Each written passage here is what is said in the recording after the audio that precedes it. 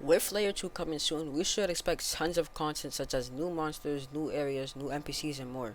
With this update, many previous Deepwoken players will be coming back, since this is the main update we've been waiting for. Many Deepwoken players are also coming back to make PvE builds to prepare for Layer 2, which will hypothetically be more dangerous than the Layer 1 depths.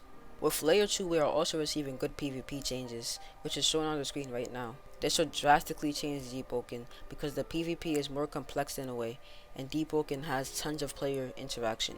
One of the biggest changes of PvP is Reservoir being replaced with Tempo. Tempo was pretty much venting before it was removed for the concept of dodging. Tempo was added to prevent infinite parry trading between two players, allowing a player to press Z once the tempo bar is full, and it'll cause a huge AoE kind of explosion, knocking a player back in order to prevent combos.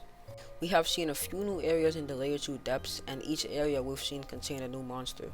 The monsters in Layer 2 look way more dangerous and complex than a majority of the monsters in Layer 1. It also seems like we have a huge AoE type boss, and we can see divers and Etrians completely dead and hanging on the ceiling.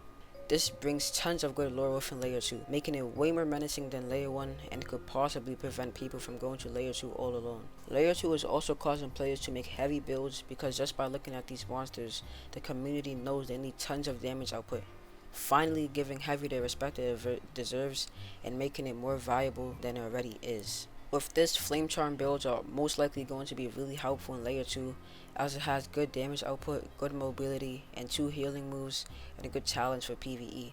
Other attunements like Gale Breath and Frost Rock will also be helpful in Layer 2 because of their mobility and talents. Thundercall isn't looking too good for this new update.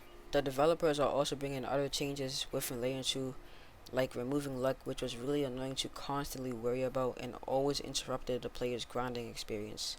Obviously, this isn't all the content in Layer 2, all of this was only from sneak peeks, so to conclude, Layer 2 shouldn't disappoint, and if it somehow does disappoint, I don't think Deepwoken will be able to survive from that. But that's like a 2% chance of happening, so anyways, that's the end of the video, and peace.